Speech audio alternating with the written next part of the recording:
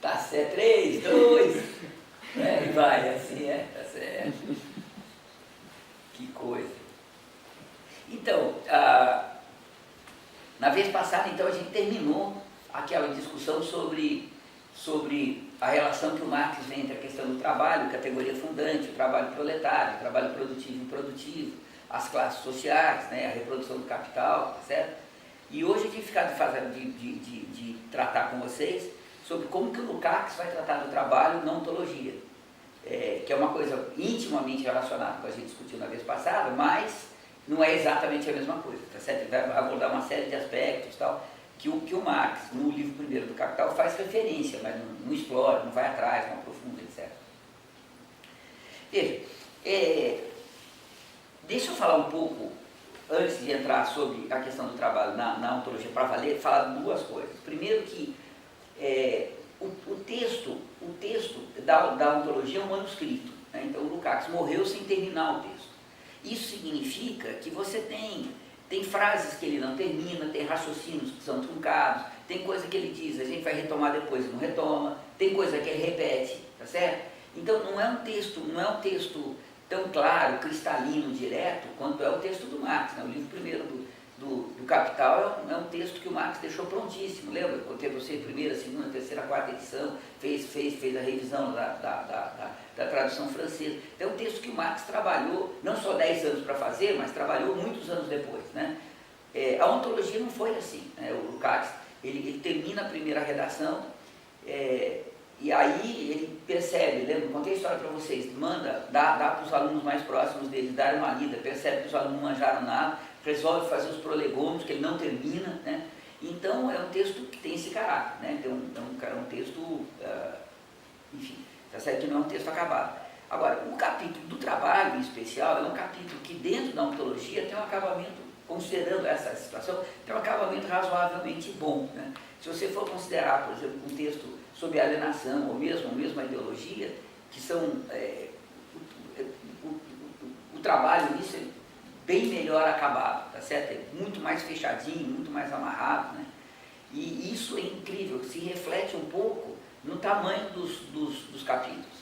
O capítulo do trabalho tem 110 páginas, mais ou menos, a reprodução tem 135, a ideologia tem 180 e a alienação 240. Então você vê que, né, que aquilo vai crescendo e junto com o tamanho, né, significa que ele está sendo menos sintético, menos claro, ele escreve de novo, ele tenta de novo, tá certo? Então isso que eu vou dizer para vocês primeiro, né, um texto que tem. A segunda coisa, veja, é que os estudos que a gente tem sobre trabalho, incluindo os meus estudos, de uma parte muito pequena do próprio capítulo. Eu diria que deve ter uns 60%, talvez 70% do capítulo que a gente não conseguiu incluir ainda no estudo do capítulo como um todo. Então tem muita coisa, por exemplo, que a gente entende o que ele está falando, faz sentido, mas por que ele está falando isso agora aqui, como é que isso encaixa aqui, como é que isso vai, né? Como é que isso... E outras coisas a gente não entende o que ele quer dizer exatamente. Tem uma frase famosa, lá na reprodução, que ele diz assim, está falando sobre uma valia absoluta e relativa, ele diz, tal como a introdução dos aviões a jato nos voos intercontinentais teve um efeito sobre essa questão da mais-valia relativa.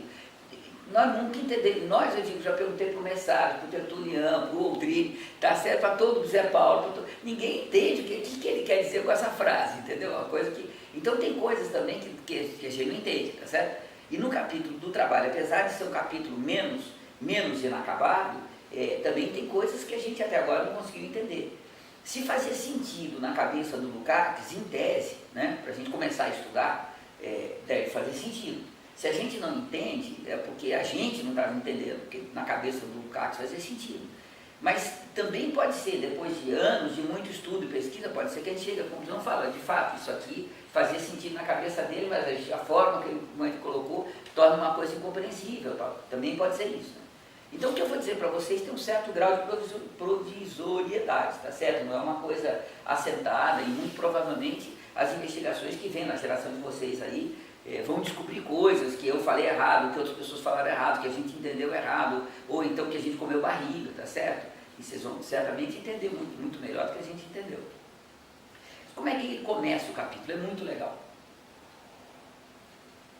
Ele começa o capítulo enfrentando o que talvez fosse a questão do ponto de vista lógico, não do ponto de vista ontológico, mas do ponto de vista lógico, a questão mais espinhosa, que é o seguinte, ó, se o trabalho é categoria fundante, então tudo que vem do ser social tem que sair do trabalho, tá certo? Porque ele funda o ser social, então tudo tem que vir do trabalho.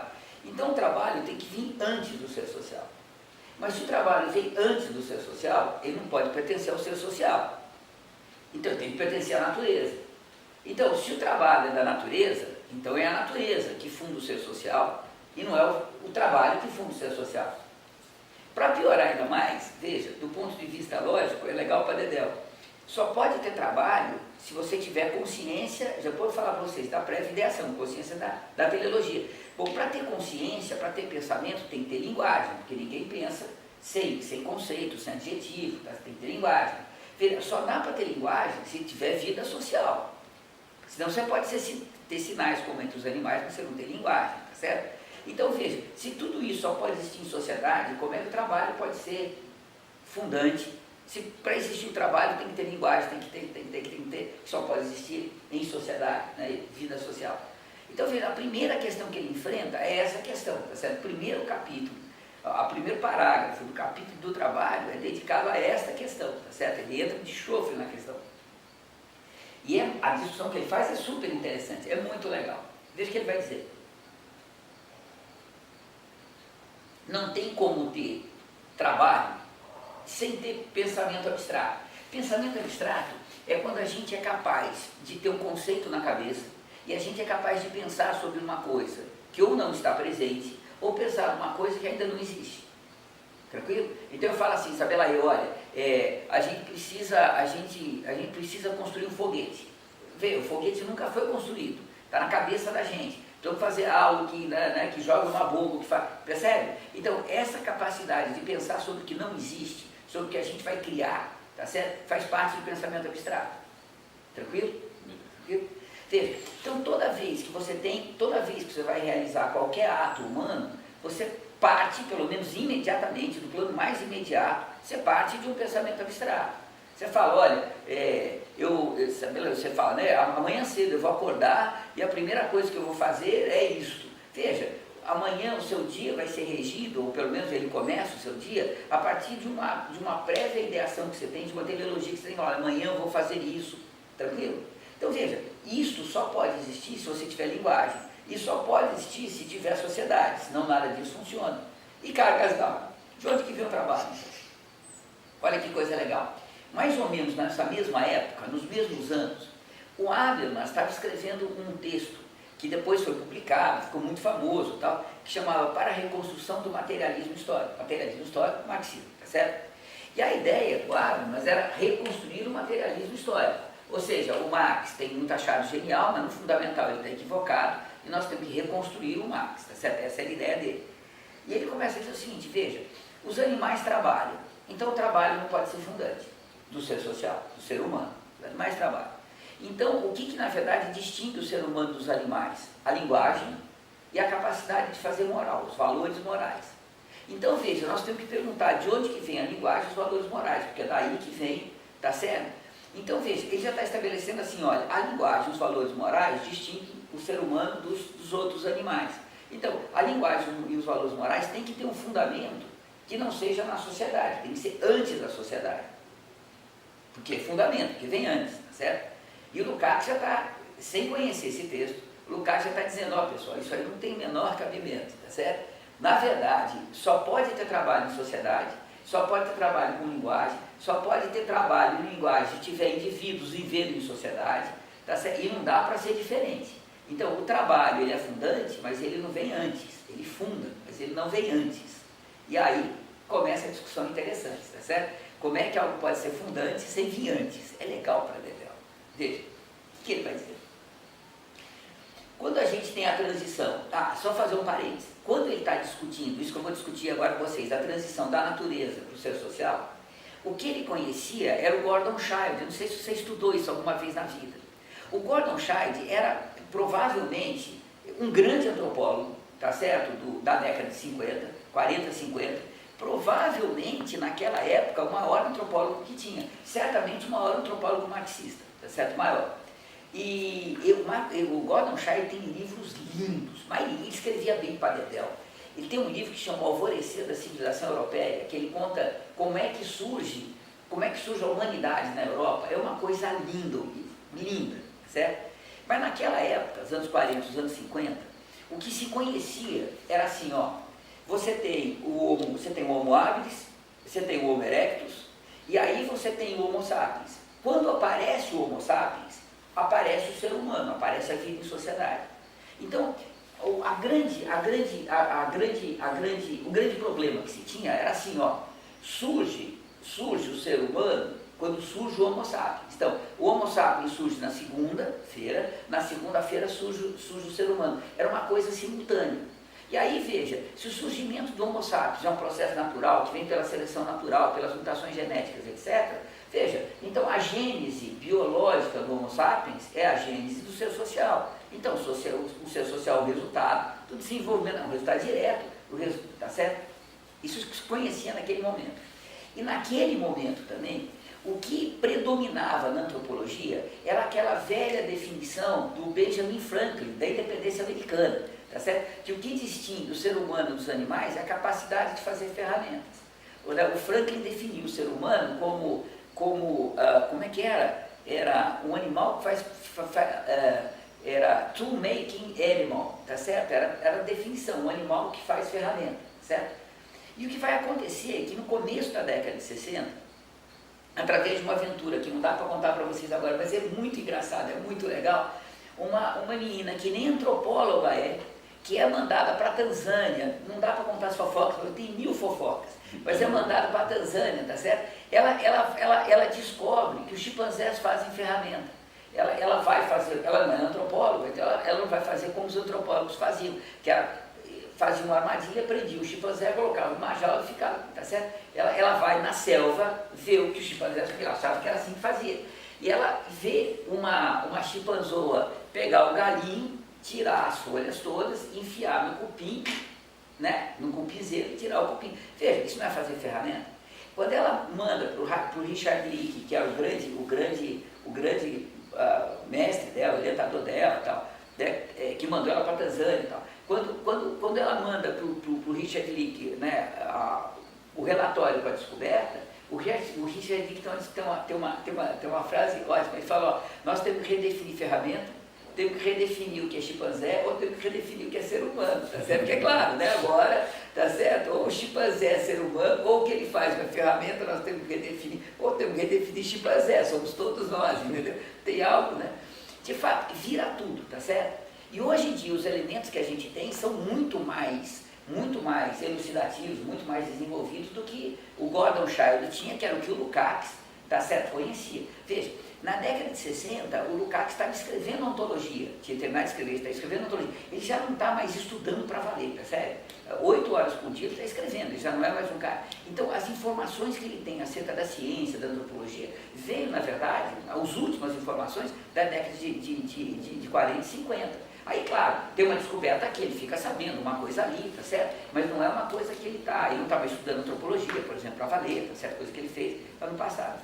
Então, veja, o que ele entendia era isso. Então, ele vai dizer, lá no trabalho, veja, quando a gente tem o salto, que ele vai chamar de salto ontológico, né? Ontológico, tranquilo, né? O salto do ponto de vista da existência, tá certo? Do ser. Quando a gente tem o salto ontológico da natureza para o ser social, a gente tem, na verdade, a passagem de um complexo a outro. Não é assim, ó, você tem, né, o ser social, para ele existir, tem que ter trabalho, tem que ter relações sociais, tem que ter linguagem. Bom, isso significa que primeiro surge o trabalho, depois primeiro a linguagem. Ele vai dizer, não é assim. Quando surge, já surge um complexo. O ser social, ele já surge como um complexo formado de complexos. Ele tem que ter, no mínimo, o trabalho, a linguagem e as relações sociais. Porque se você não tiver relações sociais, você não tem trabalho. Se você não tiver trabalho, eu vou mostrar para vocês, não tem linguagem. Se você não tiver linguagem, não tem trabalho, não tem relações sociais. Né? Essas coisas só podem existir como um complexo articulado. Então, no mínimo, ele vai dizer, né, depois eu digo porque no mínimo. No mínimo, ele vai dizer, tem que ser esses três complexos, o trabalho, a linguagem e as relações sociais. E ele vai dizer, portanto, a gênese do ser social é a gênese de um complexo. O ser social já surge como um complexo. Não é a gênese de uma categoria isolada que vai fundar as outras. É um complexo de categorias que já surge assim, certo? Por quê? Vai dizer ele, porque veja, a gente herda da natureza o desenvolvimento que a natureza já fez. A gente, do ponto de vista natural, é um animal como outro qualquer. O que nos distingue não é que a gente não é um animal, a gente é um animal, mas a gente é um animal capaz de uma vida social que os outros animais não são. Então veja, o fato da gente ter um corpo biológico, que é resultado de um desenvolvimento biológico, faz com que a gente seja herdeiro deste desenvolvimento biológico. E a gente é herdeiro do desenvolvimento biológico que foi se dando assim, né? Você tem a passagem do Australopithecus rapidamente, do Australopithecus ao Homo habilis, ao Homo erectus, ao Homo sapiens, e nesta passagem, veja, o Homo sapiens surge herdando já a vida gregária em comunidade, né, gregária, que você tinha desde dos Australopithecus. Então você tem uma vida gregária que vem se desenvolvendo, que portanto já tem relações entre os indivíduos, que vai desenvolvendo sinais. E quando surge o ser social, o ser social já surge como um complexo formado, é um salto que só pode ocorrer no interior de uma comunidade que já vinha se desenvolvendo. Mas o grande problema é, se quando surge o Homo sapiens, surge o ser social, se a gênese do ser social coincide com a gênese biológica do Homo sapiens, percebe que é muito difícil você argumentar que o trabalho é categoria fundante e não um processo natural que deu origem ao ser humano, que portanto deu origem ao trabalho e tudo mais. Percebe o brother? Mas o Lukács não tinha os elementos para discutir isso.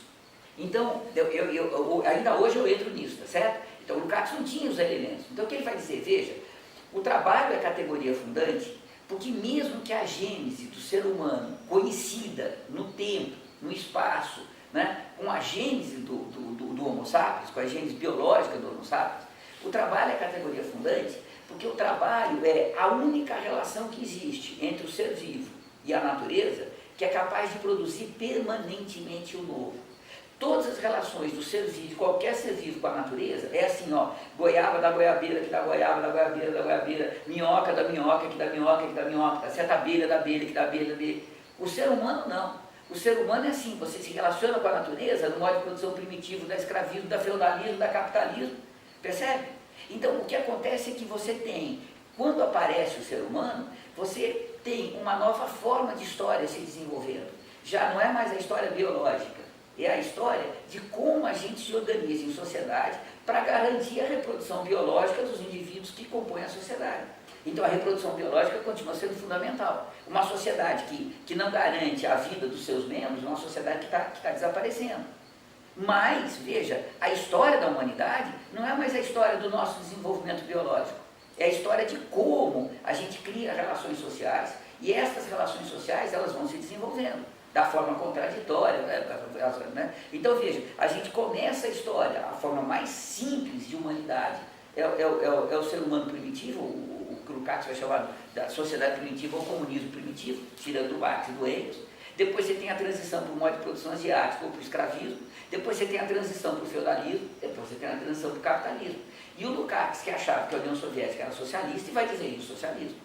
Percebe? Então veja, o que ele começa a argumentar é que, veja, o que distingue o ser humano de todos os outros animais não é que a gente se relaciona com a natureza, porque a gente tem que se relacionar com a natureza porque a gente é um ser biológico. A gente cresce, vive e morre como qualquer outro animal. A gente tem que se reproduzir biologicamente, como qualquer animal tem que se reproduzir biologicamente.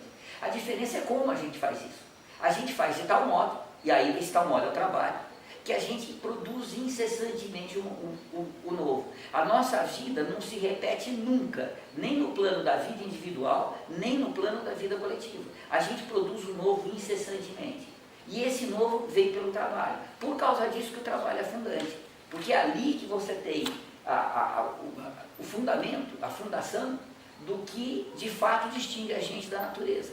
Como a gente só faz o novo, Isso significa que a gente, ao fazer o novo, a gente faz modo de produção primitiva, aí você faz escravismo, feudalismo, pronto. A gente cria relações sempre novas com a natureza e relações sempre novas entre nós. A sociedade está evoluindo, os indivíduos estão evoluindo. Então isso, tá certo, é que faz o trabalho a categoria fundante. É o fato de que o trabalho produz incessantemente o novo. Eu já vou mostrar para vocês como, tá certo? Já vou abrir para vocês como. Está ficando claro? Pergunte. Sua carinha de dúvida. Mais ou menos. Aonde que ficou? Não, onde que ficou aquela névoa de dúvida? Diga. Sei. Acho que nesse novo, a própria seleção natural, a própria evolução, ela não cria o novo? Cria, você tem razão. Veja, quando você tem a criação do novo na esfera, porque veja, deixa eu dar você também tem a criação do novo no inorgânico. Se você sai daquele estágio inicial do universo, que era uma matéria, um estágio da matéria que fundia matéria e energia, né? E você tem um processo que vai dar origem a toda a tabela periódica, e depois da tabela periódica você passa a ter reação química, né? Reações físicas, químicas, etc. Claro que você está produzindo o novo, percebe? Então você também tem a produção do novo. Mas veja, qual que é a diferença fundamental? Quando você tem o surgimento do novo na esfera da vida, é um caso excepcional e não marca a essência da reprodução biológica. A essência da reprodução biológica é um animal produz outro animal, que produz outro animal, tudo da mesma espécie. Quando aparece o novo, se ele é vantajoso, ele é incorporado. Né? Se ele é desvantajoso, ele é jogado fora, tá certo? Mas veja, o novo, ele é um caso excepcional, ele não é a regra. Tranquilo? No ser humano, só dá para criar o novo. Quando você decide fazer, eu vou fazer exatamente igual, a decisão de fazer igual já é nova, já não é? Isso vale para o indivíduo e vale para a sociedade. Você nunca consegue fazer uma ação que seja exatamente igual a uma ação que já foi realizada lá no passado. Mesmo quando você tem uma fábrica fordista, que você tem que fazer um operário fazer a mesma coisa. Veja, por que você tem que criar um instrumento de fiscalização e controle do operário tão duro? Porque o operário é um ser humano, ele não consegue fazer sempre a mesma coisa. Ele está aprendendo, ele está se desenvolvendo, ele nunca vai fazer sempre a mesma coisa. Então você tem que criar um mecanismo de controle para rebaixar a humanidade dele ao máximo possível, para fazer ele ser... Você lembra que o Taylor falava que o operário ideal era aquele que fosse fronteiriço com gorila, tá certo? Aquele cara que fosse muito pouco humano. Porque o problema é que você tem que controlar o cara, que o cara quer fazer sempre alguma coisa, imagina, 8 horas, de 10 horas por dia fazendo exatamente a mesma coisa. Percebe? Então, mesmo nesse caso, mesmo quando você cria uma instituição social, como as fábricas fordistas, etc., você não consegue evitar o novo. Mas já vou explicar o porquê. Mas você entendeu a diferença? É que você tem razão, o novo está surgindo sempre, mas no ser social não tem como não ser o novo sempre. E essa é a qualidade nova. Mas eu volto a isso, tá certo? Está vendo qual é uma pergunta importante? Pergunte tudo que tiver na tua cabeça, não deixe passar nada, tá certo? Eu já estava deixando um buracão aí, se você não falasse aí, tá vendo? Ia ficar um ombro, legal. Veja, como é que isso vai se desdobrar, tá certo? O tempo vai passando, o Lukács morreu, o Gordon Childe também, e a antropologia continua, a arqueologia continua. Hoje, para a gente é muito mais fácil entender isso, porque, primeiro, as últimas informações que a gente tem é o Homo sapiens surgiu pelo menos há 300 mil anos atrás, lá no norte da África. Pelo menos a última informação que circulou. Veja, o trabalho surgiu, a data mais antiga que a gente tem é há 108 mil anos atrás. Então tem 200 mil anos que o Homo sapiens existia e não era ser humano. A primeira sociedade humana que a gente tem notícia é uma sociedade do sul do continente africano, a última datação é 108 mil anos atrás. Eles descobriram umas pinturas rupestres e encontraram um cadinho, não, uma vasilha feita de pedra, que os caras usavam para misturar as tintas. Eles conseguiram datar a tinta, tá certo? Deu entre 105 e 108 mil anos atrás. Se o cara já está fazendo pintura, é ser humano, tá certo? Não tem como não ser, né? Então essa é a data, é o indício de humanidade mais antiga que a gente tem. Então hoje a gente sabe que o ser humano surgiu, não foi com o surgimento biológico do Homo sapiens. Foi bem depois. O Homo sapiens viveu pelo menos 200 mil anos sendo um animal como outro qualquer, não era ser humano. E com a descoberta do Homo floresiensis, a gente sabe que já teve um ser humano na face da Terra que era humano e não era o Homo sapiens, era o Homo erectus. Então veja, não é a origem do Homo sapiens que deu origem ao ser social, percebe? Tem algo além, porque você já teve o Homo erectus, que era ser social, enterrava os mortos, né? pintava a caverna, fazia ferramentas, descobriu uma flauta, ele fazia música, tá certo? Se eles tivessem sobrevivido, eles viriam aqui na festa, né? Tá certo? Viria, tá certo? Ia aqui, ia dançar rock and roll, né? A gente ia fazer comércio, provavelmente ia falar. Agora, se a gente transasse, não ia dar filho, porque eram espécimes diferentes. Era o Homo erectus, não era o Homo sapiens. Então, hoje em dia, os dados, imagina se o Lukács tivesse esses dados todos. Está mais do que claro que não é uma origem biológica. Né? Não é que surgiu o Homo erectus, surgiu o Homo sapiens, surgiu o ser humano. É um processo muito mais complexo, muito mais mediado, e que, portanto, hoje está mais claro que a passagem, né, do surgimento do Homo sapiens biologicamente falando, só pode ser biologicamente falando, né? O surgimento do Homo sapiens não é o surgimento do ser humano. O surgimento do ser humano na face da Terra, que a gente sabe, aconteceu duas vezes. Aconteceu com o Homo floresiensis e aconteceu com o Homo sapiens. E tem agora, mas isso é muito especulativo ainda. Então pode ser que isso que eu vou dizer para vocês é muita especulação, porque tem muito pouco indício. Mas parece que teve pelo menos algumas tribos de Homo, dos Neandertais, pelo menos uma tribo, tá certo? Que claramente era humana. Que selecionava a planta, que fazia remédio, tratava dos dentes, tá certo? Em Gibraltar. Mas isso surgiu muito recentemente, tem poucos dados, não dá para generalizar ainda. Então pode ser que a gente já tenha tido outros seres humanos, quer dizer, com certeza o Homo floresiensis, mas pode ser que a gente tenha tido mais outro ser humano com outra base biológica, e que acabou sobrevivendo na concorrência entre eles, a gente não sabe como, tá certo? Como isso aconteceu, acabou sendo o Homo sapiens. Mas isso o Lukács não tinha ideia, percebe? Isso é descoberto dos anos 80, 90 para cá. O Lukács já estava mortinho. Você tinha uma pergunta? Não tinha? Não. Não? Não, até agora não. Não, tranquilo. Então veja, essa tese que o Lukács vai tirar do Marx, depois eu vou dizer como que tira, tá? Que ele vai tirar do Marx, de que o trabalho é categoria fundante. Veja, hoje em dia é muito mais fácil da gente entender e de demonstrar do que quando ele está escrevendo o trabalho. Então, quando ele está escrevendo o trabalho, o que ele pode dizer é o trabalho é a categoria fundante, não é porque ele é cronologicamente anterior, não é porque é cronologicamente a primeira categoria, mas porque ele faz parte do complexo, do ser social mais simples que tenha surgido e que no interior deste complexo é a única categoria capaz de produzir incessantemente o novo. E aí eu já vou dizer para vocês como. Tranquilo? Então veja, se vocês pegarem, né, a primeira página e virarem, né, o capítulo do trabalho, a primeira página e virarem a segunda página, os 3 primeiros parágrafos ele está dizendo isso. O ser social é a categoria fundante, não é porque é cronologicamente primeiro, mas porque ele surge no interior de um complexo, que é o ser social, e dentro desse complexo você tem o trabalho, que é o fundante porque ele está produzindo o novo. E o segundo elemento, é a única categoria social que faz um intercâmbio com a natureza. Todas as outras categorias, todos os outros complexos sociais, todos os outros fenômenos sociais, já são relações entre os homens, entre si, entre os seres humanos, e não são relação entre o ser humano e a natureza. O único complexo social, a única categoria que faz a mediação do ser humano com a natureza é o trabalho. Então ele foi falar, em segundo lugar, é a categoria fundante, porque é a única categoria que faz a mediação com a natureza inorgânica, a natureza orgânica e o ser social. A única categoria que faz a conexão com isso é o trabalho.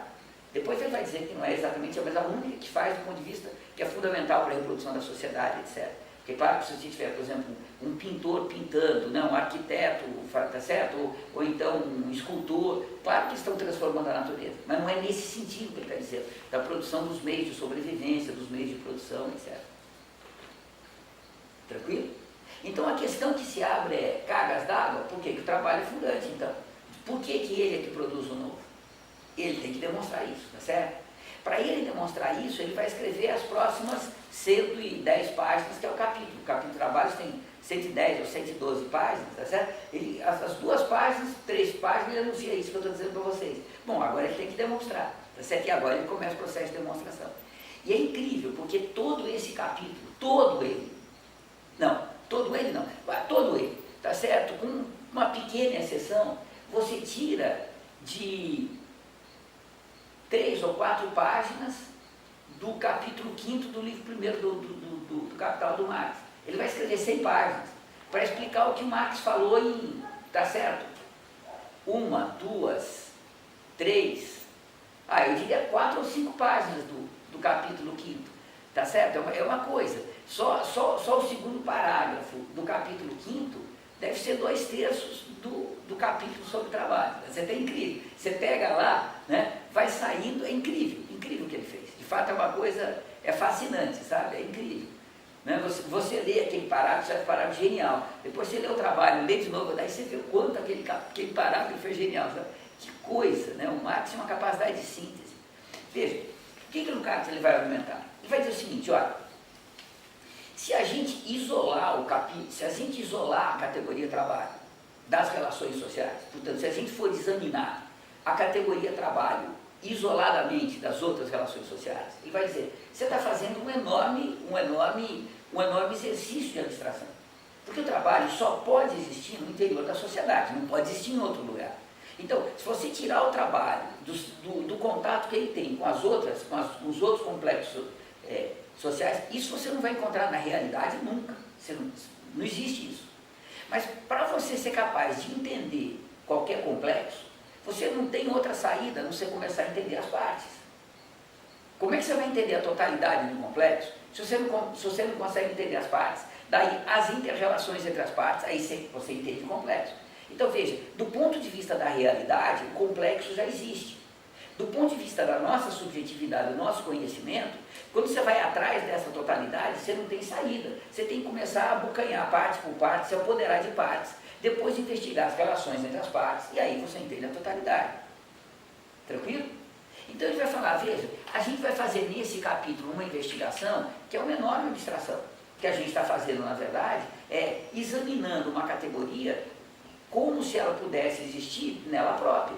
E ela não pode existir nela própria, só pode existir nas outras relações. E quando ele vai começar o capítulo da reprodução, que é o próximo capítulo, que é o trabalho de reprodução, né? No próximo capítulo, no primeiro parágrafo ele diz, no capítulo anterior fizemos uma enorme abstração. Se trata agora de pegar essa abstração e colocá-la na história, que é o que a reprodução vai fazer, o capítulo sobre a reprodução faz.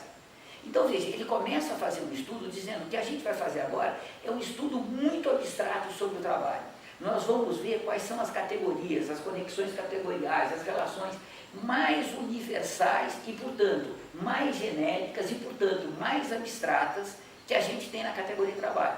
A gente vai ver o que o trabalho é, independente de qual relação social que ele está inserido.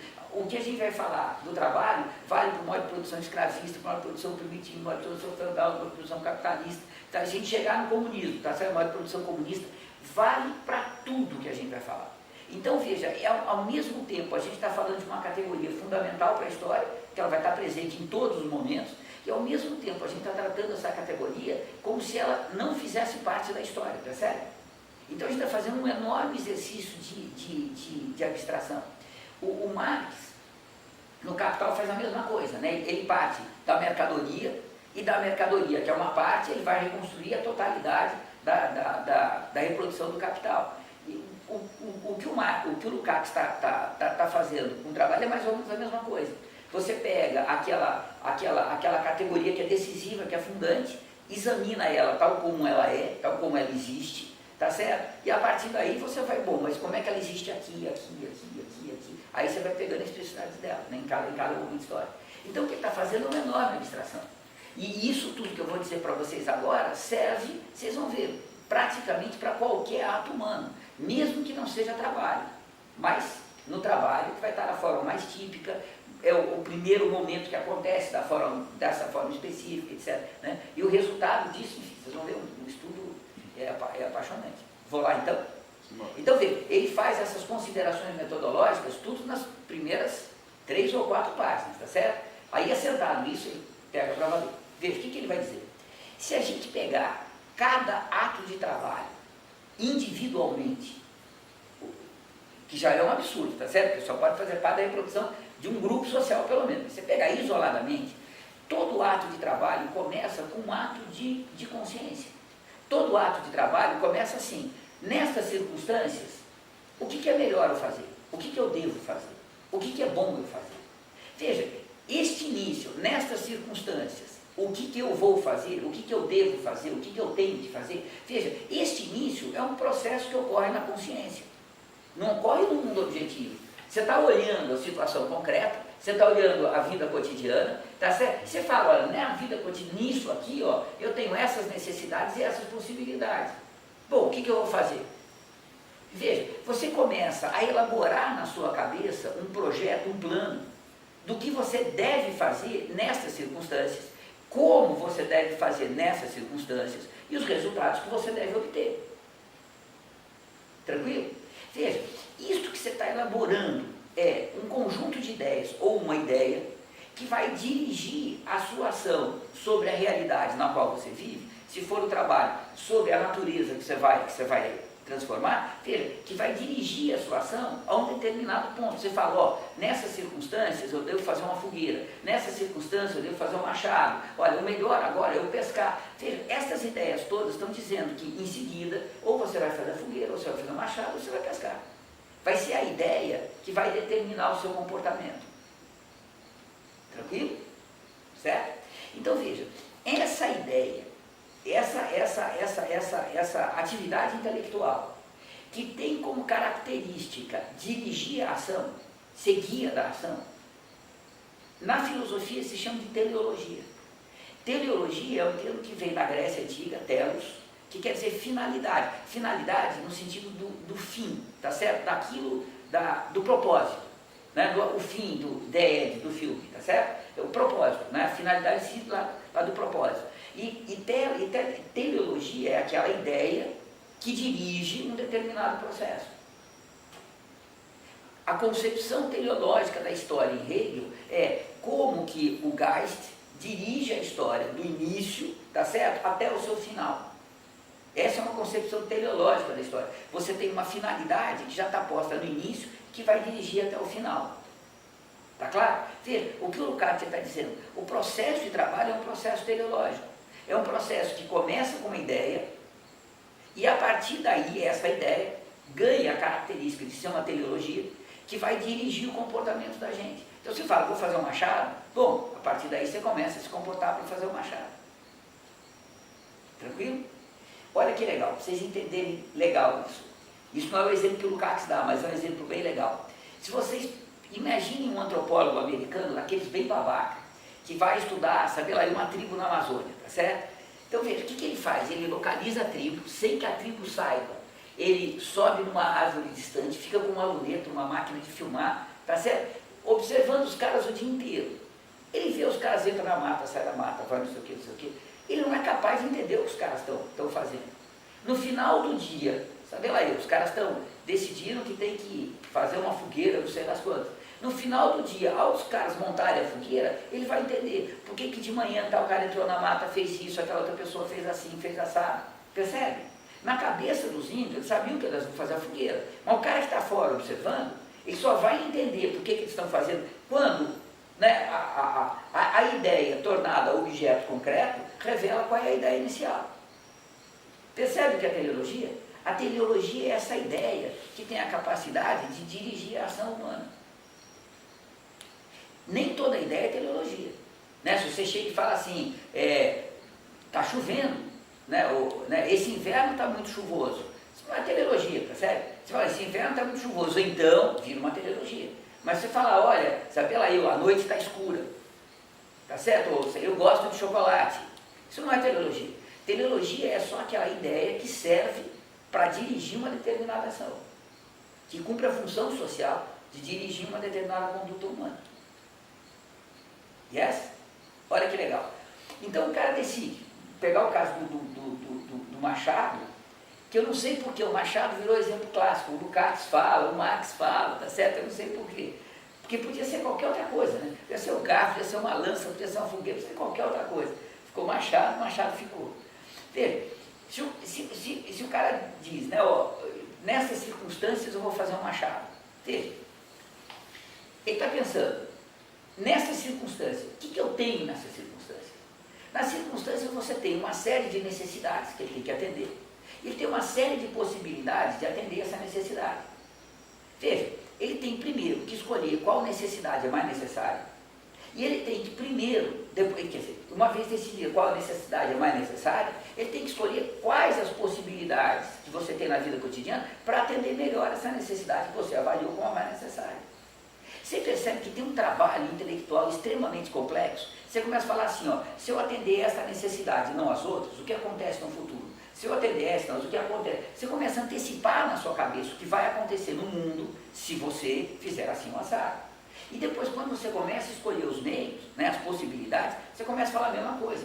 Se eu fizer o machado dessa forma e não de outro, o que acontece? Assim, assim, de outro. Percebe? Então, na verdade, o processo de elaboração de uma teleologia significa que você faz uma série de antecipações na sua cabeça de como que o futuro vai ser se você se comportar assim ou assado, ou assim ou assado. E isso significa, veja, que você está predizendo de algum modo como que a realidade vai se comportar frente à sua ação. O que significa que você tem que conhecer o que a realidade é, para você ser capaz de dizer, se eu fizer isso daqui, se eu fizer isso daqui. Então, veja, você parte do pressuposto que aquilo que você conhece acerca do mundo é verdade, ou pelo menos verdade, é verdadeiro o suficiente para você ser capaz de dizer, se eu fizer isso, é isso, isso é isso, e isso ser em larga medida verdadeira, e não seja completamente verdadeiro, seja em larga medida verdadeiro. Então, você fala, eu vou fazer uma machado que eu quero abrir um coco. Você está na sua cabeça, vou fazer um machado desse tamanho, com este peso, com esta forma do corte, etc, etc, porque eu quero abrir o coco. E aí quando eu bater assim, ó, o coco vai abrir. Percebe? Você está projetando o futuro, que obviamente não aconteceu ainda. Tranquilo? Veja que coisa legal. Quando você tem essa coisa legal na sua cabeça, putz, eu vou fazer o machado e é assim, tá certo? Quando você tem isso na sua cabeça, veja, a sua individualidade já não é mais a mesma. O fato de você ter um projeto de machado, uma teleologia de machado na sua cabeça, já faz com que você seja um pouco diferente, enquanto indivíduo, daquele que ainda não tinha uma teleologia com o machado. Mas vocês percebem que essa diferença ainda não é suficiente para atender as necessidades que você quer atender ao fazer o machado. Você quer abrir o coco. A ideia do machado não abre coco. Você tem que fazer um machado para abrir o coco. Né? Você quer fazer uma fogueira. A ideia da fogueira não dá nem luz nem calor. Você tem que fazer isso no mundo objetivo. Tranquilo? E para fazer isso no mundo objetivo, você só tem uma alternativa, não tem duas. Só tem uma alternativa. Você tem que lançar a mão do seu corpo para agir sobre, falando do trabalho, para agir sobre a natureza, para transformar a natureza naquilo que a gente quer. Por que você tem que lançar a mão do seu corpo? Olha que coisa legal. Porque o corpo da gente é a única porção da natureza que a consciência da gente tem controle imediato. A única parte da natureza que a gente, enquanto consciência, comanda, tem limites esse comando, lembra? Nascimento e morte, né? Mas a única parte da natureza que a gente comanda é o nosso corpo. E você só pode transformar a natureza através de processos naturais, através de processos químicos, físicos ou biológicos. Veja, não adianta você chegar com uma pedra, pedrinha, pelo amor de Deus, vira um machado, eu gostaria tanto que você virasse um machado. Não vai virar um machado, percebe? Não tem interação com a pedra que faça ela virar um machado, a não ser você pegar uma outra pedra, o processo físico, outra pedra e pá, e fazer virar um machado. Você não tem outra forma de fazer o cabo de um machado, se não pegar um pedaço de madeira, pegar um pedaço de pedra, saber e raspar, percebe? Se a gente não usar as forças da natureza para produzir o que a gente precisa, a gente não vai ser capaz nunca de produzir o que a gente precisa transformando a natureza. Porque a natureza só se transforma através de processos químicos, físicos e biológicos. São os processos naturais. Tranquilo? Então veja, você tem que lançar a mão do seu corpo. Então, todo o processo de trabalho, toda a transformação da natureza, necessariamente é um trabalho manual. Porque necessariamente envolve o corpo humano, não tem como não envolver o corpo humano. E esse trabalho manual só pode existir se for orientado pela consciência. Então vocês percebem que a separação de trabalho intelectual e trabalho manual não pode ser assim, um pensa e o outro executa. Porque quem executa tem que estar pensando. Depois a gente vai ver isso melhor, tá certo? Mas a separação de trabalho intelectual e trabalho manual é a separação entre a classe dominante que organiza e comanda a produção e a classe dominada que realiza a produção. Essa é a diferença. Mas claro que aqui embaixo você tem pensamento, claro que aqui embaixo você tem consciência. Você só pode comandar um ser humano a fazer um determinado trabalho se você inserir na consciência dele a teleologia que você quer que ele produza. E seja lá, normalmente se faz isso através de violência e tudo mais. Tá certo? Mas você tem que contar com a consciência do trabalhador para que ele produza aquilo que você precisa. Tranquilo? Então veja, você tem né, uma teleologia, você tem um indivíduo que é portador dessa teleologia e ele tem que transformar a natureza, porque senão não vai sair o que ele precisa, ele não vai atender a necessidade que ele precisa. Tranquilo? Olha que legal. Para transformar a natureza, tem que lançar a mão do corpo, tem que fazer o trabalho manual. Tranquilo? E o que você vai fazer nesse processo é transformar uma ideia que existe na sua cabeça em um objeto que existe fora da consciência e, portanto, é capaz de abrir o corpo. Então, veja, este processo de transformar a ideia, a teleologia, que só existe na consciência, em um objeto que existe fora da consciência, este processo é um processo de objetivação. É o processo de transformar a ideia em um objeto que existe lá fora. Tranquilo? Yes? Olha que legal. O que o processo de objetivação faz? Pegue o machado. Se vocês pegarem o machado é matéria natural. Pedra, madeira, cipó, produto, tá certo? É uma matéria natural. Se vocês pegarem este machado, triturarem o machado e jogar no chão, esse machado triturado já não é mais machado. É a mesma matéria natural, são os mesmos átomos. E, no entanto, não é mais machado. O machado é esta matéria natural ordenado de tal forma que passa a ter um valor de uso para a gente, que passa a ser útil na nossa relação com a natureza. Útil para nós, na nossa relação com a natureza. Essa mesma matéria natural, numa outra forma, não é machado. O machado, portanto, veja, é a síntese da teleologia, da ideia, da subjetividade, com a pedra e a madeira que foram produzidos pela natureza. Tranquilo? E isso é o seguinte, diga. A objetivação, por exemplo, por exemplo, você vai fazer o martelo não, o machado.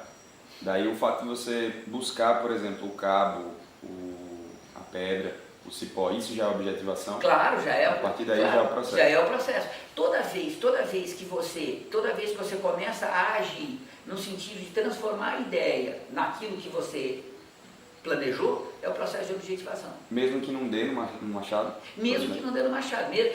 Se você planeja, lembra a pedra filosofal lá na Idade Média? Sim. Os caras estavam buscando o impossível, mas eles objetivaram, e claro, e aí saiu a química, tá certo? Então toda vez que você age sobre a realidade, dirigido por uma consciência, por uma teleologia, é um processo de objetivação. Ele pode ser bem sucedido, mal sucedido, medianamente bem sucedido, certo? As consequências podem ser muitas, mas o que caracteriza você foi transformar o mundo a partir de uma teleologia, orientado por uma teleologia.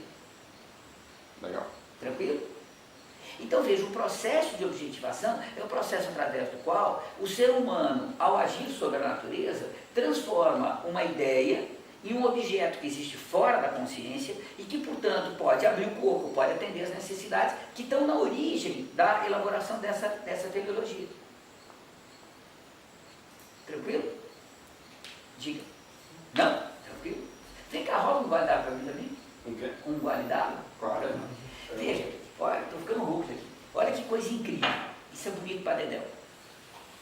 Veja, quando acontece o processo de objetivação, a gente tem duas coisas que acontecem necessariamente, a gente tendo consciência ou não. Duas coisas. Primeira coisa, veja, a teleologia está na cabeça de um indivíduo. E ele está pensando, tá certo? Olha, eu vou fazer esse machado assim, mas está na cabeça dele. Se ele morrer nesse momento, a teleologia vai com ele para o túmulo, ninguém fica sabendo o que esse cara estava pensando. É rigorosamente da subjetividade dele e da singularidade dele. Tranquilo? Quando ele faz o Machado, duas coisas acontecem. Uma coisa é na dimensão da consciência dele, da subjetividade, e a outra coisa do ponto de vista da relação com os outros seres humanos, portanto, do mundo objetivo. Veja, quando ele faz o Machado, se o Machado é bem sucedido, se o Machado dá certo, as pessoas que estão ao redor falam, upi, vou fazer um para mim. Tá certo? O resultado disso é que tem um processo de generalização desse Machado. O Machado era uma ideia única na cabeça dele, ele vira algo objetivo, e o resultado disso é que várias pessoas começam a fazer Machado, e isto vira parte, se vocês quiserem falar antropologicamente, isso vira parte de uma cultura, ontologicamente vira parte de uma concepção de um mundo. A partir daí, pouco tempo depois, já não dá mais para viver sem Machado. Agora, você viver perto de um lugar que tem pedra boa para fazer Machado, passa a ser uma coisa importante para a vida, coisa que antes não tinha o menor significado. Antes de ter Machado, não tinha o menor significado. Então veja, a primeira coisa é que neste processo de objetivação, o Machado passa por um processo de generalização. Ele deixa de ser algo singular na cabeça do cara, ele deixa de ser aquele primeiro Machado singular e ele imediatamente se generaliza. Tranquilo? Tem uma segunda consequência do ponto de vista objetivo, que também é uma generalização. Veja, você tem uma pedra e você tem um pedaço de pau. Aí você faz um Machado. Essa pedra e esse pedaço de pau, se fossem deixados na natureza, iam ter uma história deles lá, iam, sabe lá, iam se degradar, ia ter um processo da natureza. Mas quando você tira e você começa a dar um uso humano, eles passam a fazer parte da sociedade humana. Eles vão ter um processo de desgaste, um processo de fungo comer, que vai ser muito diferente. E dessa forma, veja, de uma forma muito pequenininha, você de algum modo alterou a história da natureza, porque ela agora já não vai ter a mesma história daquela pedra que tem Machado, e mais do que isso, você inseriu no mundo objetivo, você inseriu um objeto que não existia antes. E isso tem consequências futuras, porque com esse objeto agora, você começa a descobrir que você fez para abrir coco, mas você descobre que você pode derrubar a árvore, depois você descobre que você faz um machado maior, veja, você começa a fazer coisas que você não tinha nem ideia que você podia fazer. Quando a gente está falando do Machado, essa coisa pequenininha não altera muito assim, mas pensa na Revolução Industrial. Né? Quando começa a Revolução Industrial, a ideia era produzir cada vez mais mercadoria. Pô, você estava começando o aquecimento global, a gente vai descobrir isso, sabe lá, um século e meio depois, mas a gente estava lá fazendo o aquecimento global, percebe? Então, todo o processo de objetivação, ele se generaliza, primeiro, porque ele passa a ser patrimônio de uma concepção de mundo, patrimônio de uma sociedade, patrimônio de uma relação social que não é só o indivíduo, e segundo lugar, porque tem consequências, o Lukács vai utilizar a expressão, tem um período de consequências que faz com que a consequência dele não se limite à sua existência imediata, se propaga por toda a história que a humanidade vai ter. Então aquele ato individual, ele acaba tendo consequências com todas as mediações possíveis, diferenças, tá? Mas ele acaba tendo consequências para a história da humanidade todinha. Ele deixa de ser meramente individual, tá certo? Ele passa a fazer parte de uma totalidade maior, que é a história humana, a relação da gente com a natureza, etc, etc. Então todo o processo de objetivação, ele contém dentro dele dois processos de generalização. Se generaliza, porque passa a ser patrimônio de toda a sociedade, de toda a humanidade, e se generaliza porque ele tem consequências que vão muito para além da construção e produção daquele objeto imediato. Tranquilo isso? Yes? E tem um outro processo de generalização aí na esfera subjetiva. Veja, você nunca vai fazer dois machados exatamente iguais. Primeiro que você nunca vai ter exatamente a mesma necessidade. Depois porque se você pensar duas vezes sobre a mesma necessidade, você acaba desenvolvendo a ideia de um jeito ou de outro. E depois porque você nunca vai encontrar duas pedras e duas madeiras exatamente iguais. Então, aquele machado exatamente igual, você nunca vai fazer de novo. Mas a gente só pode desenvolver as forças produtivas se a gente for capaz de uma série de coisas, mas entre elas, se a gente for capaz de acumular o conhecimento de cada experiência que a gente for fazendo. Você faz o machado, você aprende. Você faz o segundo machado com o aprendizado do primeiro e acumulando o que você aprendeu no segundo, o terceiro, sucessivamente. Então veja, você tem que ser capaz de tirar daquele caso rigorosamente singular, que não vai se repetir nunca, você tem que ser capaz de tirar os conhecimentos gerais que servem para os casos futuros. Você tem que fazer um processo de generalização do conhecimento que possibilite falar assim, ó, isso é só desse caso, não me interessa, mas isso vão ser dos casos futuros, isso me interessa, então você guarda. Ó, isso aqui é só nesse caso, não me interessa, mas percebe? Só assim você consegue acumular o conhecimento. Tranquilo? Este processo de generalização mais desenvolvido vai ser a ciência e a filosofia. Eu falo sobre isso logo em seguida. Então veja, ao você ter o processo de objetivação, você produz um achado. Mas ao produzir um achado, você produz, primeiro, um processo de generalização por toda a sociedade, depois um processo de generalização que você gera efeitos, consequências, que vão se generalizar por toda a história humana, e do ponto de vista individual, você gera um conhecimento genérico, um conhecimento geral, que não se restringe mais ao caso específico singular. Tranquilo? Yes? Veja, o ser humano tendo consciência disso ou não, tá certo? Isso acontece, a gente tendo consciência ou não. Olha que legal. Quando você está transformando a realidade, quando você está transformando a natureza, no caso do trabalho, quando você está transformando a natureza, lembra que na teleologia você está fazendo uma série de antecipações do que vai acontecer se eu fizer isso, né? Olha, se eu atender esta necessidade, acontece isso, aquela necessidade. Você está antecipando o que vai acontecer lá no futuro, lembra disso? Veja, para você fazer essas antecipações, qual que é o pressuposto necessário? O meu conhecimento sobre a realidade é verdadeiro. Porque se eu sei que o meu conhecimento é falso, todas as deduções que eu estou fazendo, todas as antecipações que eu estou fazendo, necessariamente são falsas, não vão dar certo. Mas o pressuposto é, olha, eu conheço a realidade suficiente para dizer a melhor alternativa para atender essa necessidade é esta, e dá para fazer, eu sou capaz de fazer. Então veja, você parte do pressuposto que aquilo que você conhece acerca do mundo e da sua capacidade pessoal é verdadeiro. Quando você vai realizar esse processo de objetivação, aquilo que você pensa acerca do mundo e de você mesmo entra em confronto direto, imediato, com aquilo que o mundo é e aquilo que você é. Então você fala, ó, eu vou fazer um machado a partir daquela pedra. Quando você vai pegar aquela pedra, você vai ver se a pedra presta mesmo. Se aquele pedaço de madeira presta mesmo. Se aquilo que você achava que você tinha força para fazer, se você acha que tem força ou não, você vai perceber. Tá certo? Se você fizer assim com a madeira, o resultado vai ser aquilo que você imaginou que fosse. Então, tudo aquilo que você pensou acerca do mundo, que está dentro da sua cabeça, dentro da sua consciência, isso se externaliza, entra em confronto com aquilo que o mundo é. E ao entrar em confronto com aquilo que o mundo é, você passa a ter, veja, um processo em que você consegue verificar até que ponto aquilo que você pensa acerca do mundo e de você mesmo é verdadeiro ou não. Percebe a coisa?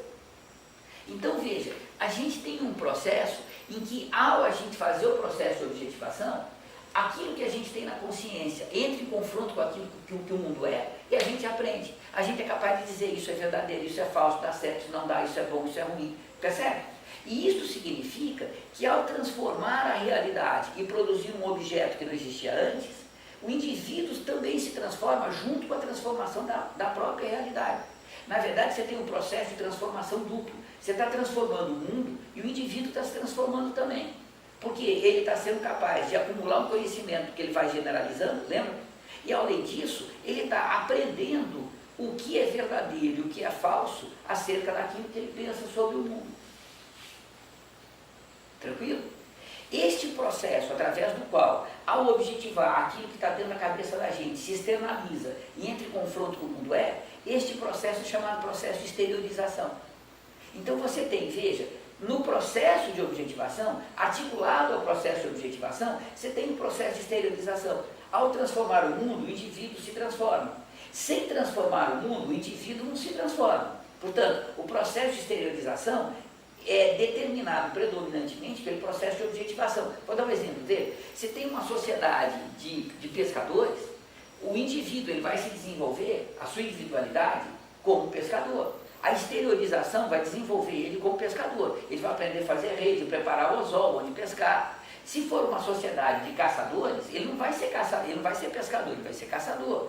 Se for uma sociedade de agricultores, ele vai ser camponês, percebe? Então, o processo de objetivação é que arrasta o processo de exteriorização. Mas o processo de esterilização é rigorosamente único. Você nunca vai ter dois pescadores exatamente iguais, percebe?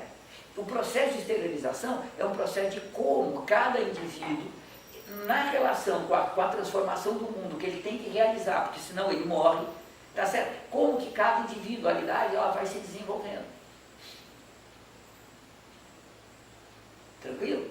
Então veja, o processo de objetivação, ele é sempre articulado ao processo de exteriorização. O processo de exteriorização é sempre articulado ao processo de objetivação. O momento predominante, aquele que predomina na maior parte das vezes, é o processo de objetivação. Ao fazer é que a gente aprende, ao fazer é que a gente se transforma. Tranquilo? Legal, né? Posso avançar? Você está com uma carinha? O que você está pensando na cabeça? Tá? O que você está pensando? Não faz sentido. Morro de medo dessa resposta, pode continuar. O cara tá procurando uma boia, joga uma âncora, né? Segura aí, cara, vai lá. Veja, toda vez que você tem um processo de objetivação, que você produz algo novo, você produz necessidades e possibilidades objetivas novas. Deixa eu dar um exemplo para isso ficar claro. Veja, se você produz um machado e o machado dá certo, você tem agora uma necessidade que você não tinha antes. Você passa a necessitar do machado, você precisa de ter um machado. E agora você passa a ter possibilidades que você não tem antes. Com o machado, você consegue fazer coisas que você não conseguia fazer antes. Então, toda vez que você tem um processo de objetivação, você gera necessidades e possibilidades novas, objetivas. Objetiva significa, existem objetivamente, no mundo objetivo, a gente tendo consciência delas ou não. Lembra a peste negra, lá na Idade Média? Veja, a peste negra é uma consequência direta, imediata, do desenvolvimento das primeiras relações capitalistas lá na Europa. Lembra? Começa o renascimento comercial urbano, as primeiras rotas comerciais, as cidades começam a crescer daquele jeito maluco, cercadas pelas muralhas medievais, lembra? Cidades vão crescendo, crescendo, e você começa a intensificar o contato com o Oriente Médio. Bom, vem um bacilo da peste bubônica, faz o estrago que faz. Mas veja, a humanidade lá na Europa, ela gerou a necessidade e a possibilidade da peste bubônica. Isso só surgiu porque a sociedade se desenvolveu daquela forma. E todavia os indivíduos não tinham a menor consciência do que eles estavam fazendo. Eles passam pela peste bubônica, são quase 80 anos, são 2 ou 3 levas de peste. Eles passam pela peste bubônica sem ter ideia do que tinha acontecido.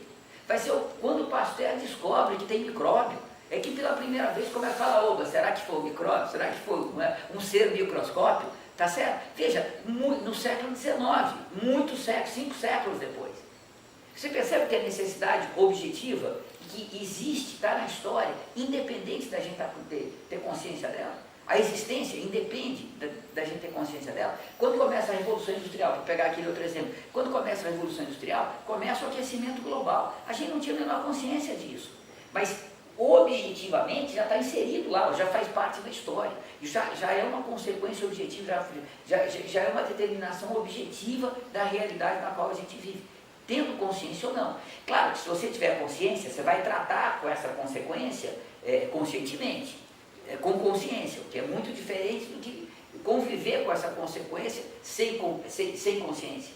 Mas a existência desta necessidade e possibilidade nova, a existência não depende da gente ter consciência ou não, percebe?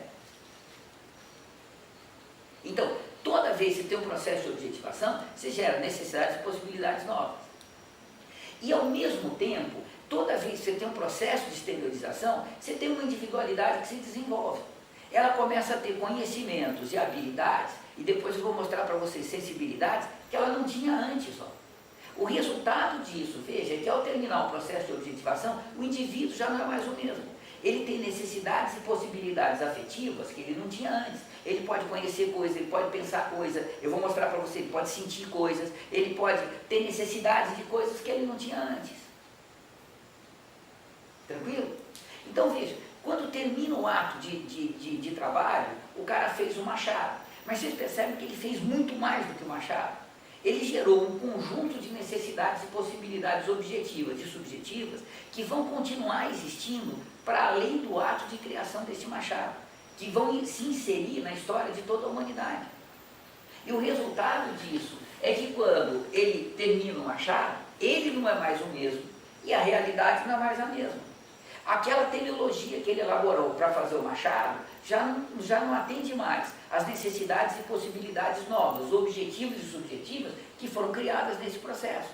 Ele tem que fazer uma outra teleologia. Não dá para fazer outro Machado exatamente igual. Ele não é mais a mesma pessoa e a realidade já não é mais a mesma pessoa.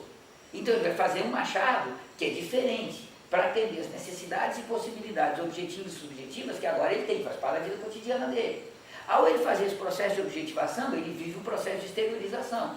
Isso significa novas necessidades e possibilidades. O que significa, sai toda a história da humanidade daí.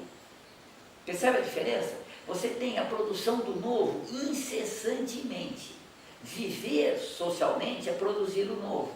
Enquanto que na biologia o novo é uma exceção. Surge num momento determinado, percebe? Agora não, a gente só vive, a gente só existe, produzindo novo incessantemente. Isso vale para outras coisas que não trabalham. Vale também para outras, claro, vale assim, nesse nível de generalidade, se você tirar o fato, se você tirar o exemplo do Machado, que é a transformação da natureza, vale para qualquer ação humana. Para qualquer ação humana. Tá certo? Qualquer uma tem essas qualidades.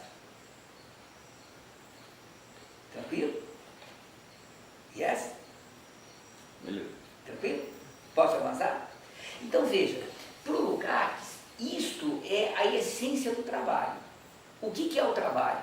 O que é o trabalho? O trabalho é esse conjunto de categorias, teleologia, objetivação, exteriorização, novas possibilidades e necessidades objetivas e subjetivas, esse conjunto de relações que compõem o trabalho. E o trabalho, veja, a essência dele é que ele é um modo de transformar a natureza que, ao transformar a natureza, além de transformar a natureza, você transforma o indivíduo.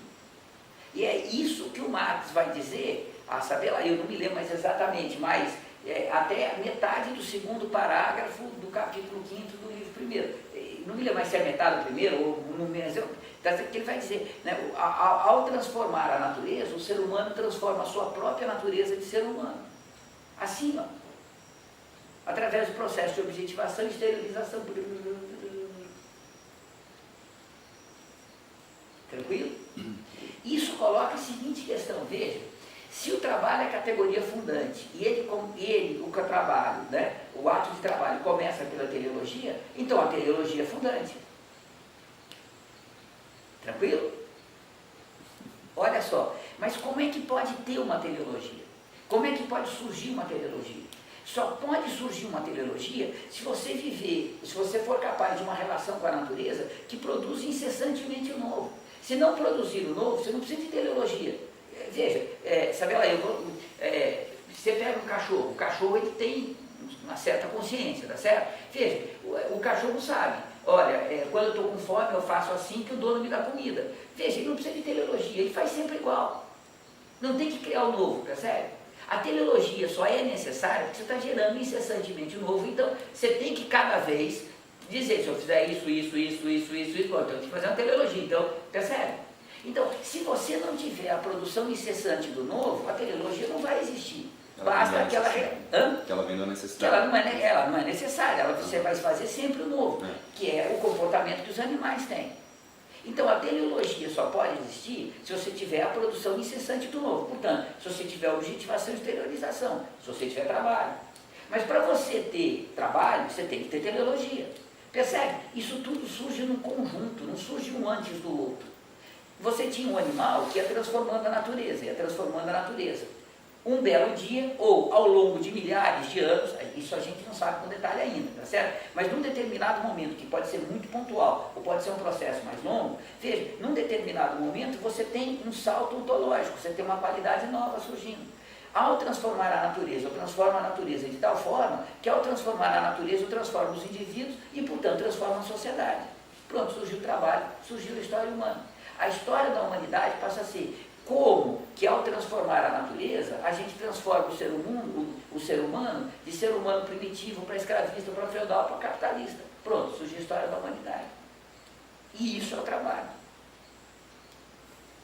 Percebe? E isso só pode acontecer como um complexo, já surge como um complexo. Veja, pode até ser que a gente nunca consiga descobrir, saber lá, exatamente aonde teve o primeiro ato de trabalho. E se isso se confirmar, que os neandertalenses também de alguma forma trabalhavam, né? Se isso, veja, então a gente começa a ter vários processos de como surgiu a humanidade, não é um único, tá certo? Então é provável que a gente não consiga falar o primeiro ato de trabalho foi esse. E tem outra complicação, a gente não consegue saber como é que era a linguagem, como é que eram as relações sociais, a não ser de forma muito indireta. Pinturas rupestres, né, como enterravam os mortos, fazendo comparação com os povos mais primitivos que ainda sobreviveram até o século XIX, o século XX, que os antropólogos estudaram. Mas você percebe, é um processo de aproximação muito, muito inseguro, né? Então pode ser que a gente não descubra exatamente como é que foi esse processo até que deu origem ao primeiro trabalho. Mas é certo que para ter surgido a humanidade, tem que ter uma passagem dessa ordem. Se é uma passagem que demorou um dia, né, foi um salto mesmo, ou se foi um salto, que é um salto processual, que demorou 1 milhão de anos, 1 milhão de anos é muito tempo, né? Que demorou 10 mil anos, tá certo? Isso a gente, a antropologia tem que dizer pra gente, a arqueologia tem que dizer pra gente. Mas tem que ter digressão, tem que ter surgido o trabalho, tá certo? E o trabalho para surgir já tem que surgir como um complexo. E veja, se tem que ter linguagem, tem que ter vários indivíduos falando entre si, senão não tem linguagem. Então tem que ter relações sociais, tá certo? Surgiu o ser social. O ser social já surge como um complexo. E dentro deste complexo, formado de outros complexos, né, que é o ser social, o trabalho é a categoria fundante, porque era aqui que saiu o novo. Percebe? Daí, a partir daí, todo o resto vai se desenvolver. Você tem pergunta? Diga, por que o trabalho sai novo e não das outras relações? Não? Tranquilo? Certeza? Tá. Então, a nossa humanidade é isso, a capacidade de fazer o novo. Se você espremer, sim. Quer dizer, qual é, fala bem chique, qual é a determinação ontológica essencial que diferencia a gente da determinação ontológica essencial da vida biológica e da determinação ontológica essencial do ser inorgânico, da matéria inorgânica? A capacidade incessante de produzir o novo, tanto no plano objetivo quanto no plano subjetivo.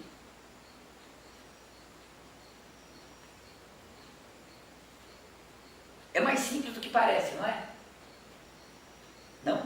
O Lukács cita uma frase que eu acho que é do Hegel, mas eu não tenho certeza. Ele diz: todas as grandes soluções ontológicas, no fundo, são mais simples do que parecem. Né? Até descobrir a saída é uma complicação. Mas quando você acha, a resposta é mais simples do que parece. Vou lá? Tranquilo? Então veja, ele começa o capítulo do trabalho dizendo: olha, é assim que o ser humano surge. O trabalho é a categoria fundante, porque o trabalho está produzindo, o trabalho está produzindo, tá certo, incessantemente o novo. E o resultado disso é que você passa a ter um processo, tanto quanto a gente sabe no universo, foi um parênteses, tanto quanto a gente sabe, porque a gente ainda não descobriu seres humanos em outros planetas, tá certo? Então, a gente vai descobrir uma hora, né? Mas tanto quanto a gente sabe, surge no universo um processo histórico cuja qualidade não existia antes. Não é nem o processo histórico da matéria inorgânica, nem o processo histórico da matéria orgânica, é o processo histórico da matéria social, das nós, das relações sociais. Yes? Avanço? Agora veja, o que ele tem que fazer é tirar do trabalho tudo que é necessário tirar para provar que o trabalho de fato é categoria fundante. E aí ele vai fazer de uma forma muito interessante. Ele vai dizer, veja, ele vai dizer como é que do trabalho vai sair o conhecimento, como é que do trabalho vai sair a sensibilidade humana, essa capacidade da gente amar, né, de ter prazer, de fazer obra de arte. Né? Então, como é que sai o conhecimento, como é que sai a sensibilidade e como é que sai a liberdade. Então ele vai dizer, se essas três coisas, na filosofia, e aí ele vai fazer todo um diálogo, uma crítica, um diálogo, a filosofia contemporânea, a filosofia de Hegel, de Marx, tá certo? Ele vai para a Idade Média, etc. Né? Mas ele vai dizer, veja, as questões centrais que ocupam a filosofia, o fundamental desse debate filosófico, é de onde que vem o conhecimento, de onde que vem a sensibilidade e de onde que vem a liberdade. Bom, vamos tratar dessas três questões. Então ele vai pegar o capítulo inteiro, ele vai falar, o conhecimento é assim, a liberdade é assim, tá certo? E aí ele fala, bom, entendemos como é o trabalho, aí vamos para a reprodução. E aí na reprodução ele vai pegar a sexualidade, a educação, o direito, a política, a reprodução do indivíduo, etc., para montar, tá certo? Como é que saiu a história humana inteira. Ele termina o capítulo da reprodução contando a história de toda a humanidade. Ele vai falar, ó, como é que os indivíduos se desenvolveram desde o comunismo primitivo até os dias de hoje, e como é que as sociedades se desenvolveram desde o comunismo primitivo até os dias de hoje. Né? O modo de produção primitivo, o modo de produção asiático, o escravismo, o feudalismo e o capitalismo. Então, ele termina a reprodução contando a história humana. Então, veja, a gente começa a fazer uma trajetória, quer dizer, seguindo o Lukács, que vai, como é que do trabalho vai sair a sensibilidade, o conhecimento, a liberdade, e depois a gente vai para a história para contar como é que saiu toda a história humana. Aí ele demonstra o trabalho como categoria fundante, as consequências dessa tese, a velocidade da tese e tal. Está claro o que ele vai fazer?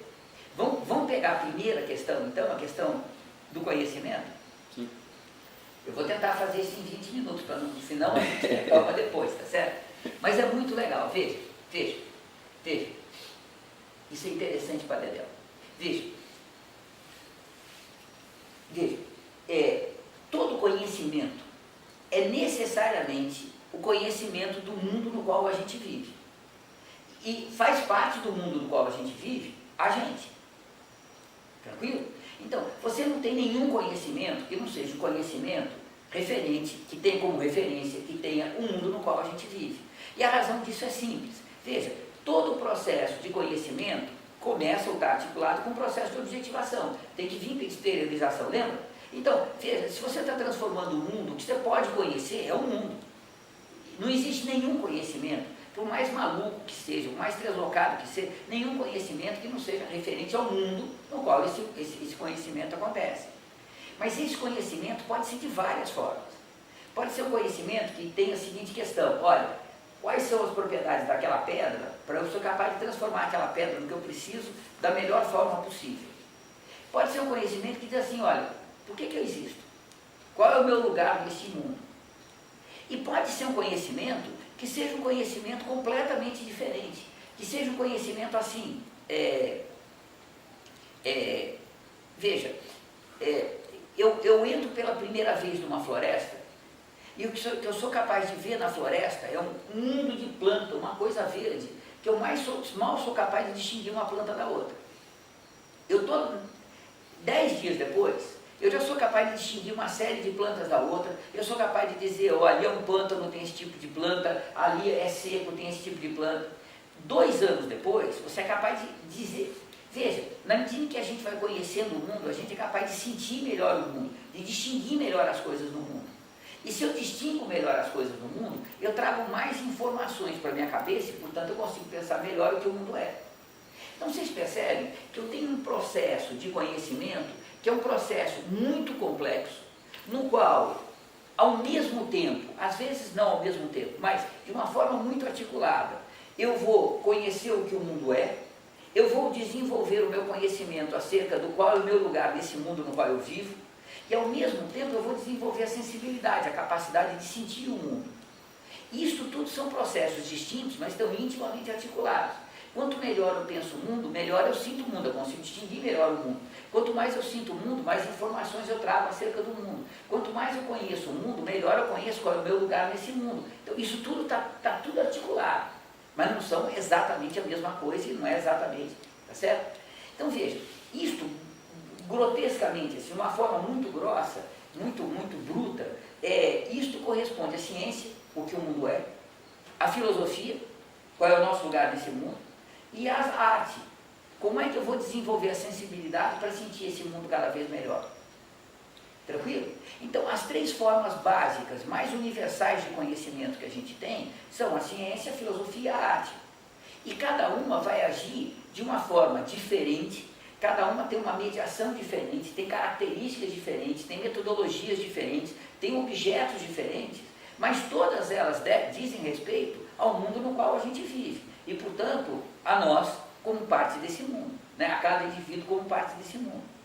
Então, os conhecimentos, eles não são tão isolados e fragmentados quanto a universidade burguesa faz a gente crer. Tá certo? todos os conhecimentos se relacionam com todos os outros, com mediações, nem sempre é uma coisa, às vezes é direta, né? Nem sempre é uma coisa direta, tá certo? Você tem metodologias diferentes, porque os objetos requerem que você tenha procedimentos diferentes para investigar cada objeto, mas isso, no fundo, diz respeito a um conhecimento do mundo do qual a gente faz parte.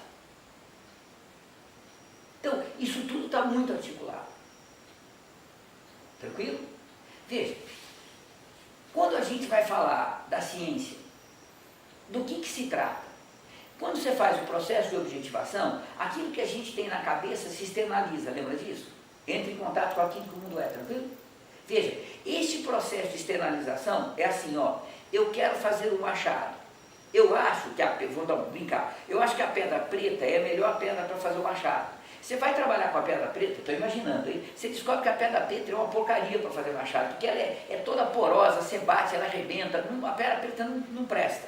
Aí você fala, bom, então eu vou pegar outra pedra, pega uma pedra amarela. Você pega a pedra amarela, estou chutando, hein? É dura para dedéu, é ruim de trabalhar, toma um tempo. Aí você, pô, a pedra vermelha, vai lá, a pedra vermelha funciona. Veja, quando você começou a fazer quando você começa a fazer o machado, começa a objetivação desse machado, a sua ideia é, eu preciso de uma pedra. Quando você termina a objetivação, você é capaz de dizer, olha, para fazer um machado, a pedra preta não presta, a pedra amarela é dura demais, o bom mesmo é a pedra vermelha. E você guarda na sua cabeça isso, aquele processo de generalização. Toda pedra preta é mole, toda pedra amarela é muito dura, a pedra vermelha é que é boa. Gerações depois, ou anos depois, quando você vai fazer uma casa de pedra, você vai lembrar, olha, eu não vou fazer o alicerce com a pedra preta porque é mole, eu vou fazer com a pedra amarela que é mais dura. Percebe?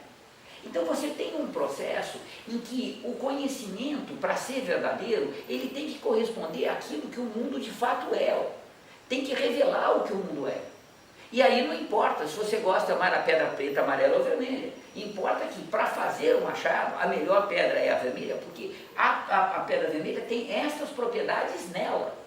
Não é porque eu quero, porque eu gosto, porque nela. A pedra preta não presta porque nela a pedra preta, percebe, tem essa que não presta. Então veja, você tem que desenvolver um conhecimento que seja um conhecimento rigorosamente do que o mundo é, independente da minha vontade, dos meus desejos, do que eu imagino, do que eu gostaria. Este conhecimento é a ciência. A função da ciência é revelar para a gente o que o mundo é, para que a gente seja capaz, no processo de objetivação, tirar da natureza o que a gente precisa com menor esforço, humano. Tranquilo? Então veja, a ciência está pouco se lixando, e tem que pouco se lixar para aquilo que a gente quer que o mundo seja. Ela tem que descobrir o que o mundo é, tá certo? Então, você vê lá, eu adoraria que o sol não nascesse a leste, nascesse a oeste. Pô, eu posso adorar à vontade, posso fazer poesias, posso fazer cerimônias religiosas, percebe? Mas não vai. E por que não vai? Porque o mundo tem essa propriedade e a função que a ciência tem é revelar as propriedades, as qualidades que o mundo tem pra gente. Tranquilo? Aí veja, na medida em que a humanidade vai se desenvolvendo, a ciência vai se desenvolvendo. Você descobre, olha, para investigar a matéria inorgânica, sabe lá, eu preciso daquele acelerador de partículas que tem lá em Genebra, lembra? Né? Eu preciso do CERN, tá certo? Então eu vou fazer o CERN. Mas veja, o CERN não presta para a gente investigar a vida. Se você colocar uma molécula de vida ali, uma molécula orgânica, nem funciona naquele laboratório, tá certo? Porque aquilo é para investigar um determinado nível da matéria, que é, né, a matéria subatômica, como é que ela se percebe? Se você quer estudar, saber lá, a vida, quer estudar a reprodução biológica, você tem que fazer um tipo de laboratório, um tipo de investigação, que é diferente da outra. Então, claro que você tem metodologias diferentes, dependendo de qual objeto você vai estudar. Essas metodologias diferentes é que vão constituir as ciências particulares que a gente conhece. Mas vocês percebem que todas as ciências particulares dizem respeito ao mesmo mundo e, portanto, tem, em última instância, tem ao final a mesma finalidade. Conhecer o mundo para a gente ser capaz de transformar o mundo da forma que a gente precisa, com o menor esforço de tempo possível, da forma mais eficiente possível. Isso tem a ver, mas não é fundante, tem a ver com o desenvolvimento das forças produtivas. A gente vai ver isso mais para frente, tá certo? Claro que o desenvolvimento da ciência tem a ver com o desenvolvimento das forças produtivas, mas não é a ciência que funda as forças produtivas, não é o desenvolvimento das ciências que funda o desenvolvimento das forças produtivas, é o oposto. A gente vai ver isso lá na frente, tá certo? O outro conhecimento, nossa, estou indo muito rápido, eu vou ter que voltar isso na próxima vez. O outro conhecimento que vai ter é a arte. Veja, para a gente ser capaz de conhecer o mundo tal como o mundo é, tem que ter a ciência. O que a ciência possibilita? Que todos os indivíduos da humanidade, em um determinado momento histórico, podem, se for necessário, adquirir o conhecimento necessário máximo que a humanidade conseguiu produzir sobre o que o mundo é. Então a ciência serve, tá certo? Entre outras coisas, para possibilitar que qualquer um de nós que queira saber como surgiu o universo, bom, o conhecimento está aí, vai estudar e percebe? Né?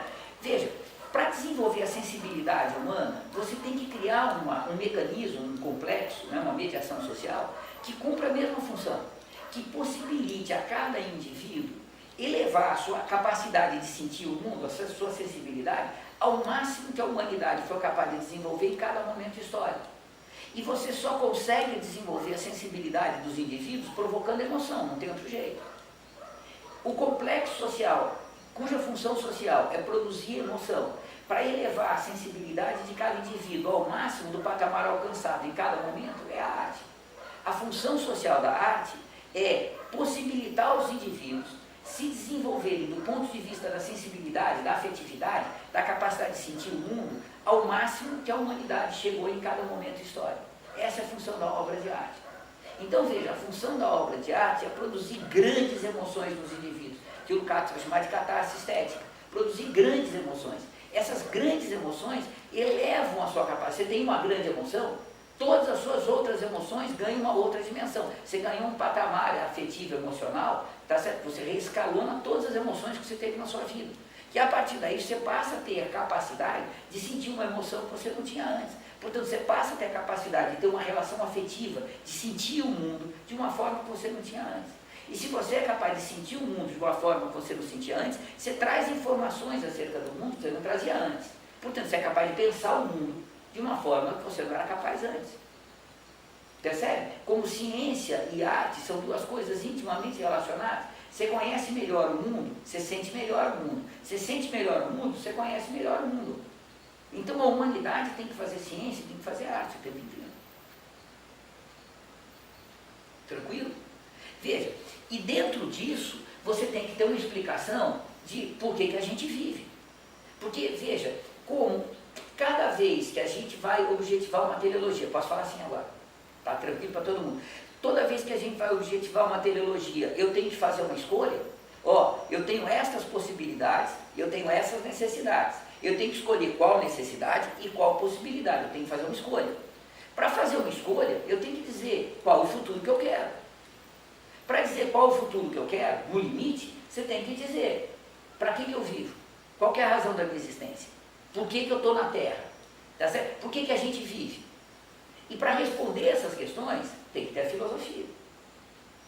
Então vocês percebem, veja, quanto mais eu conheço acerca do mundo, quanto mais eu sinto acerca do mundo, quanto melhor a minha sensibilidade, melhor eu consigo discutir qual é a minha função nesse planeta, o que eu estou fazendo aqui. E quanto mais eu consigo responder essas questões, melhor as escolhas que eu sou capaz de fazer em relação ao meu futuro. Mais conscientes essas escolhas são. Então vocês percebem que ciência, arte e filosofia, isso está tudo entrelaçado. A mesma cabeça que sente, que pensa cientificamente, pensa filosoficamente. É tudo a mesma cabeça. E o resultado disso, veja, é que isso está tudo muito entrelaçado. Essa separação que a gente tem hoje entre ciência, filosofia e arte é uma criação da sociedade burguesa. E faz parte do processo da alienação, do capitalismo, etc. Mas isso tudo está muito entrelaçado, muito amarradinho. E isso vai fazer com que o desenvolvimento num campo tenha impacto no outro, que tem impacto no outro, tá certo? Às vezes você tem a ciência andando na frente da arte, às vezes você tem a arte andando na frente da ciência, às vezes a filosofia se antecipa à arte e à ciência, às vezes não. Você tem uma relação muito complexa. Mas sempre o que acontece num campo tem reflexo no outro. Porque, afinal de contas, é o mesmo ser humano, pensando no mesmo mundo. Percebe? Legal, né? Então veja, o trabalho é a categoria fundante para o Lukács, porque é nele que você vai ter, né, você tem a linguagem, você tem a sociedade, as relações sociais, você tem o trabalho, é no trabalho que você vai ter a produção incessante do novo. Se você não tiver o trabalho produzindo o novo, a linguagem por si só não vai produzir o novo nunca.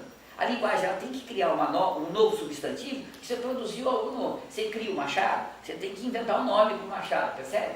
Mas se você não produzir sempre o novo, você nem precisa de ter a linguagem, basta os sinais, você vai fazer sempre a mesma coisa. Agora, se você não tiver a linguagem, você não vai ter o trabalho. E se você não tiver indivíduos falando e trabalhando junto, não vai ter nada disso. Então, o ser social surge como um complexo, e o trabalho é a categoria fundante não é porque veio antes, é porque é nele que você começa a produção incessante do novo, do qual vai sair a história humana. E a primeira coisa, lembra, conhecimento.